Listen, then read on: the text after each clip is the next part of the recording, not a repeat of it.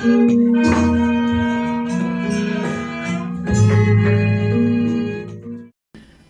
Ibu, saudara-saudari sekalian, selamat pagi semuanya. Terpujilah Sang Buddha, Namo Buddhaya. Pada kesempatan pagi hari ini, ada satu topik bahasan yang baik untuk kita bahas berkenaan dengan hukum karma, terutama adalah hukum karma sesuai dengan apa yang diajarkan oleh Sang Buddha. Seperti yang kita ketahui bersama, tentu sebagai umat Buddha, bahwasanya kehidupan kita sebagai manusia, bahkan sebagai makhluk, apapun makhluknya, kebahagiaan dan penderitaan itu sangat dipengaruhi oleh perbuatan dari masing-masing individu.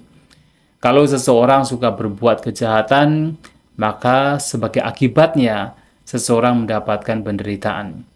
Tetapi sebaliknya, kalau seseorang suka berbuat kebajikan, maka sebagai buahnya ia akan mendapatkan kebahagiaan. Jadi Sang Buddha memberikan satu perumpamaan. Seperti halnya benih yang ditabur, itulah buah yang akan dipetik. Artinya kalau seseorang menabur benih padi, maka nanti yang akan dipanen, yang dipetik adalah buah padi. Sebaliknya kalau seseorang menabur buah jagung atau bibit jagung, maka nanti yang akan dipetik, yang dipanen adalah buah jagung. Nah, demikian pula, seseorang yang suka berbuat kebajikan mendapatkan kebahagiaan, nah seseorang yang suka berbuat kejahatan akan mendapatkan penderitaan. Itulah kenapa dalam salah satu khotbahnya yang terdapat di dalam Majjhima Nikaya, ketika Sang Buddha ditanya oleh seorang pemuda bernama Subba, kenapa di dunia ini banyak perbedaan antara satu orang dengan orang lainnya berbeda-beda? Ya, sesuai dengan apa yang dilihat. Ada orang-orang yang memiliki wajah yang menarik, tetapi ada juga orang-orang yang memiliki wajah tidak menarik. Ada juga orang-orang yang hidupnya serba kecukupan, banyak materi, tetapi ada juga orang-orang yang hidupnya itu serba sulit, kesusahan, tidak banyak materi. Nah, banyak perbedaan yang terjadi di masyarakat antara satu orang dengan lainnya itu berbeda-beda. Nah, di sini Sang Buddha mengatakan bahwa semua itu disebabkan karena perbuatan dari masing-masing individu. Sebagai contoh adalah ketika seseorang dia suka marah-marah, sedikit saja tersinggung ketika ada kata-kata yang tidak menyenangkan. Nah, sebagai dampaknya orang demikian terlahir dengan wajah yang tidak menarik. Tetapi sebaliknya, kalau seseorang suka memancarkan cinta kasih, suka mengucapkan kata-kata yang penuh dengan cinta kasih, pikirannya juga ya selalu didasari oleh cinta kasih, oleh kasih sayang, maka sebagai dampaknya orang demikian terlahir dengan wajah yang menarik. Dan juga berkenaan dengan kenapa ada di masyarakat orang-orang yang kaya, tetapi ada juga banyak orang-orang yang tidak berkecukupan dalam materi, serba sulit dalam kehidupan bermateri atau ekonomi. Nah, Sang Buddha menyampaikan bahwa ketika orang suka berbagi, suka memberi, maka sebagai akibatnya, sebagai buahnya, ia akan terlahir dalam keluarga yang kaya dan dia sendiri terlahir sebagai seorang yang berada. Tetapi sebaliknya, kalau orang yang tidak suka berbagi, orang demikian pelit, tidak mau memberi terhadap mereka yang lain yang membutuhkan, maka sebagai buahnya orang demikian akan hidup serba kesulitan dalam hal ekonomi. Artinya menjadi orang yang tidak memiliki kekayaan. Nah, perbedaan ini disebabkan karena karma atau perbuatan masing-masing. Akan tetapi Bapak Ibu Saudara-saudari sekalian, dalam realitas yang terjadi di masyarakat, ada kalanya sesuai apa yang terlihat oleh mata kita terkadang berbeda. Dalam hal ini adalah bahwasanya ada juga yang kita melihat orang-orang yang selama hidupnya itu suka berbuat kejahatan, suka merugikan kehidupan orang lain. Tetapi sepertinya hidupnya itu fine-fine saja. Banyak materi, punya pengaruh, kata-katanya dipercaya oleh orang banyak. Bahkan umurnya panjang, sehat-sehat saja, tidak berpenyakitan. Padahal orang demikian suka berbuat kejahatan. Tetapi sebaliknya, ada orang-orang yang sebenarnya dia itu banyak berbuat kebajikan. Tetapi yang tampak realitasnya dalam masyarakat orang demikian kadang-kadang yang suka berbuat kebajikan tersebut, hidupnya serba sulit, susah. Jadi kadang dikucilkan oleh orang sekitar, kemudian secara ekonomi juga serba kesulitan, dan juga banyak penyakit, bahkan ada orang baik tetapi kemudian mati muda. Nah, kalau kita melihat dari realitas yang seperti ini, seakan-akan hukum karma itu tidak berlaku. Tetapi tentu harus diingat bahwasanya ada juga memang orang-orang yang hidupnya itu suka berbuat kebajikan, nah tetapi dan memang kemudian hidupnya juga serba mudah. Dan juga ada orang-orang yang suka berbuat kejahatan, merugikan orang lain, dan hidupnya juga serba sulit. Nah, kalau melihat demikian, memang hukum karma sepertinya berlaku sekali.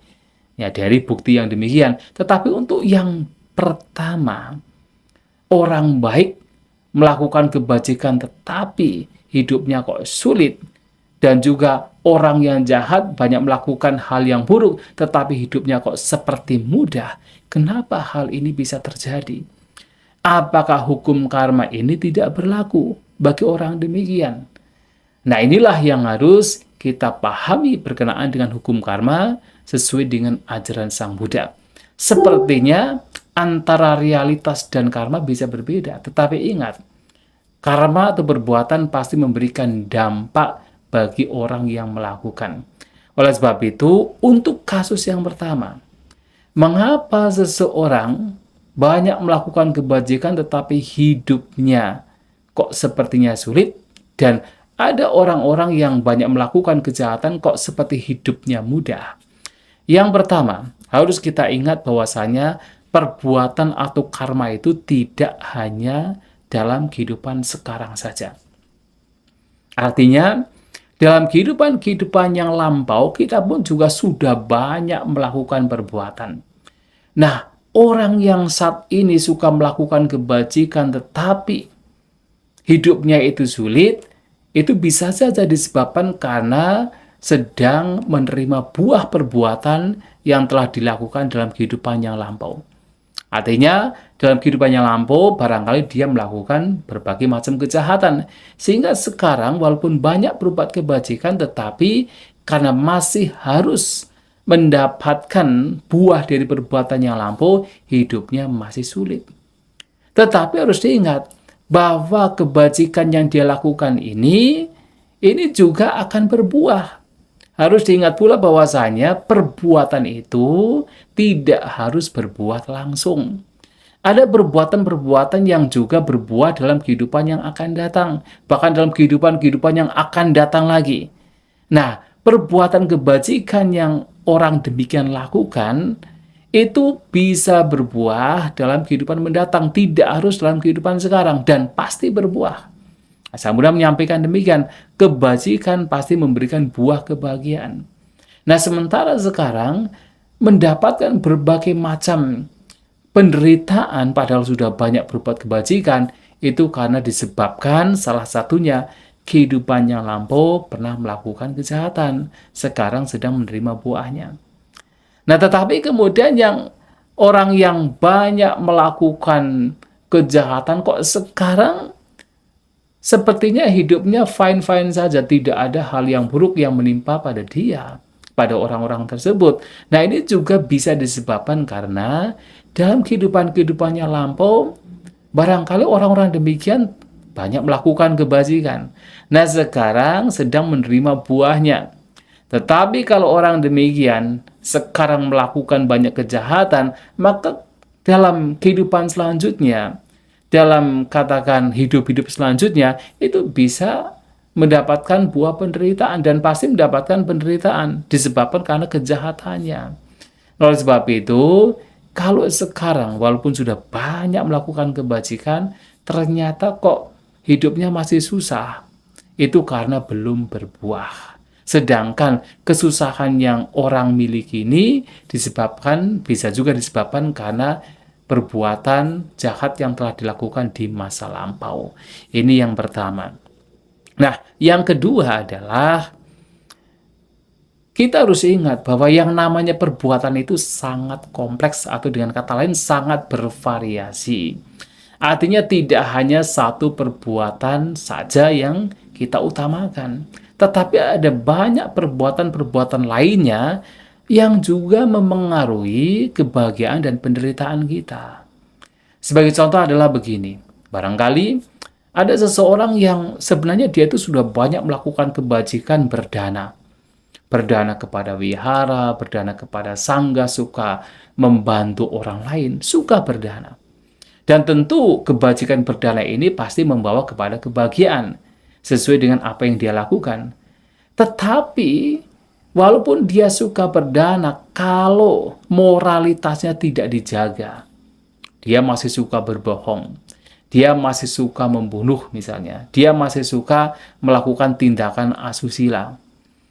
Nah, karena perbuatan lainnya itu tidak dijaga, ya bisa saja karena buah dari perbuatan-perbuatan lainnya ini yang buruk, maka dia mendapatkan penderitaan sebagai dampaknya. Ada mungkin kasus di mana orang itu sudah banyak berbuat kebajikan seperti berdana, tetapi kenapa masih dikucilkan oleh teman-temannya? Masih kemudian digunjingkan oleh teman-temannya? Yaitu bisa saja disebabkan karena walaupun dia suka berdana, kalau ucapan dia tidak dijaga, dia masih suka berucap kata yang kasar, maka bisa saja kebajikan yang dia lakukan, yaitu berdana, itu tidak akan kelihatan. Yang berbuah dulu adalah ucapan kasar yang dia lakukan, maka pantas, layak kalau kemudian orang-orang sekitar itu kemudian menggunjingkan dia. Ya, oleh sebab itu, selain seseorang melakukan satu perbuatan yang baik, perbuatan-perbuatan lainnya juga mesti dijaga. Selain dia suka berdana, dia pun juga menjaga kemoralannya. Nah, sehingga ketika melakukan yang terbaik, maka ya hal-hal yang baik akan datang pada orang demikian. Maka yang kedua ini adalah ingat bahwa banyak perbuatan yang harus kita jaga.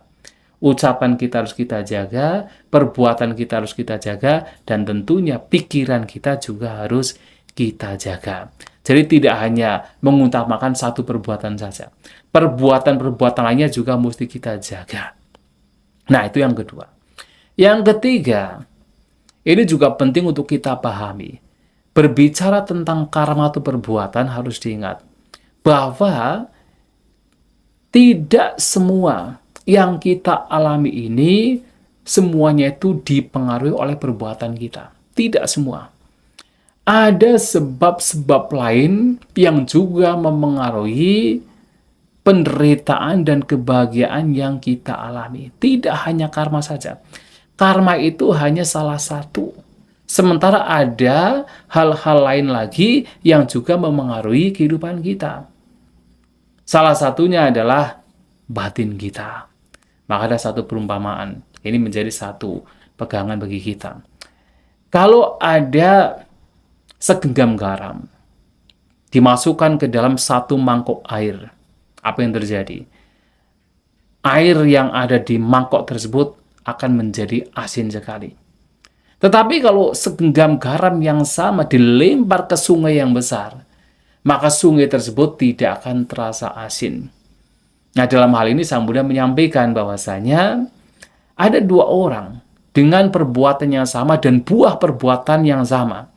Terutama buah perbuatan yang tidak baik, yang buruk yang sama. Nah, orang pertama dengan buah perbuatan buruk yang dia lakukan dan dia mengalami penderitaan karena batinnya tidak terlatih, batinnya tidak dikembangkan, maka begitu mendapatkan buah perbuatan demikian, dia akan begitu menderita. Seperti segenggam garam yang dimasukkan ke dalam semangkok air, begitu menderita karena batinnya tidak terlatih. Akan tetapi, orang kedua dengan buah perbuatan yang sama yang tidak baik, dia mendapatkan penderitaan karena buah tersebut, karena batinnya terlatih, dia tidak akan merasa begitu menderita. Karena batinnya terlatih. Sebagai contoh adalah seperti ini. Ada dua orang. Yang pertama suka berdana. Yang kedua tidak suka berdana. Suatu kali, karena perbuatan lampau yang tidak baik yang telah dilakukan, nah dua orang ini kehilangan satu jumlah uang yang sama. Misalnya, masing-masing kehilangan 1 juta rupiah. Nah, bagi orang yang suka berdana, suka memberi, ketika kehilangan 1 juta rupiah, dia tidak akan begitu menderita. Mengapa? Karena dia sudah terbiasa melepas. Dia sudah terbiasa berbagi. Sehingga batinnya itu siap untuk melepas, siap untuk tidak melekati. Ketika perpisahan terjadi, dengan apa yang dimiliki, dia tidak akan begitu menderita. Tetapi orang kedua yang tidak pernah berlatih, yang batinnya itu penuh dengan kekikiran, penuh dengan keserakahan, bayangkan, kehilangan uang 1 juta akan menderita sekali. Nah, oleh sebab itu, dalam hal ini, batin yang dilatih dan batin yang tidak terlatih juga mempengaruhi seberapa penderitaan yang akan kita alami. Bahkan tidak hanya dalam kehidupan sekarang, dalam kehidupan mendatang pun juga sama. Sebagai contoh adalah ada perumpamaan. Kalau ada satu periuk yang diisi dengan mentega atau minyak, kemudian dimasukkan atau dilempar ke sungai. Nah, sampai di dasar sungai, periuk tersebut pecah. Nah, kemudian minyak tersebut dan juga menteganya akan naik ke atas ke permukaan.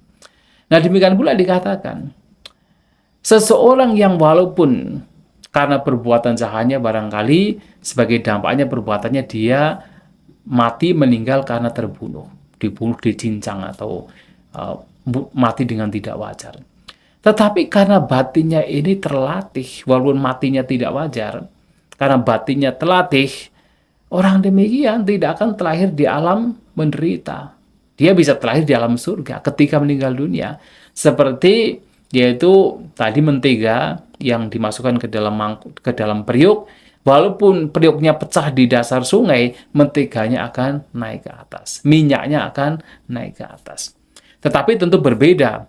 Kalau seseorang batinnya tidak terlatih, kemudian dia harus meninggal dengan cara yang tragis sementara batinnya tidak siap.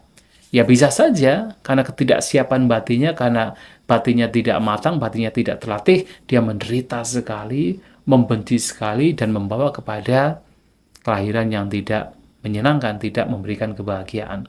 Nah, oleh sebab itu harus diingat, karma perbuatan bukan satu-satunya penyebab. Ada penyebab-penyebab lainnya. Keterampilan batin kita juga mempengaruhi seberapa seseorang akan mendapatkan kebahagiaan ataupun penderitaan. Nah, ini yang ketiga. Nah, yang keempat, juga harus kita pahami bahwasanya selama kita masih hidup di alam sangsara, di alam tumimba lahir yang didera oleh ketidakkekalan, selama itu pula tidak semua hal-hal yang baik akan datang pada kita. Tetapi hal-hal yang buruk itu juga akan datang menghampiri kita. Selama kita hidup di alam tumimba lahir, kita harus mengalami tidak hanya untung, tetapi juga rugi. Tidak hanya pujian, tapi juga celaan. Tidak hanya nama baik, tapi juga bisa nama buruk. Dan juga tidak hanya kebahagiaan, tetapi juga duka, penderitaan, musibah, kecelakaan bisa datang pada kita. Karena ini adalah kondisi dunia yang wajar memang akan dialami oleh manusia selama hidup di alam tumimba lahir. Maka dalam ajaran Buddha, tujuan dari mempraktikkan Dhamma adalah bagaimana supaya bisa terbebas dari tumimba lahir. Karena apa? Selama di tumimba lahir, berbagai macam duka penderitaan pasti akan datang menghampiri kita. Ini adalah yang keempat.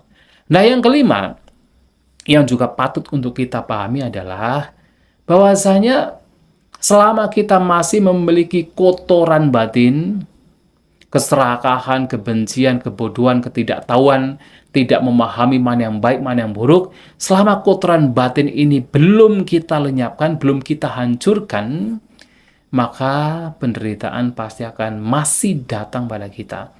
Hal-hal yang buruk pasti masih akan datang pada kita. Karena sudah menjadi hukumnya bahwa apapun pikiran yang buruk, apakah kebencian, keserakahan, iri hati, cemburu, arogansi, kemelekatan, berbagai nafsu keinginan yang yang sifatnya ya berlebihan, bahkan nafsu keinginan yang sekecil apapun, itu bisa membawa kepada penderitaan. Oleh sebab itu, ya agar kita terbebas dari duka penderitaan sepenuhnya, maka seseorang ya kita harus berupaya untuk melenyapkan kotoran batin. Karena kotoran batin inilah yang membawa kepada duka penderitaan. Itulah Bapak Ibu Saudara-saudari sekalian, 5 hal yang menjadi sebab mengapa terkadang walaupun seseorang sudah melakukan kebajikan, kok belum mendapatkan kebahagiaan. Ya, tetapi harus ingat bahwa apapun kebajikan yang dilakukan, suatu saat pasti akan berbuah kebahagiaan. Dan ingat pula, apapun kejahatan yang seseorang lakukan, walaupun sekarang sepertinya tidak mendapatkan buah, tetapi suatu saat buah dari kejahatan juga akan muncul dan berbuah dan harus dialami.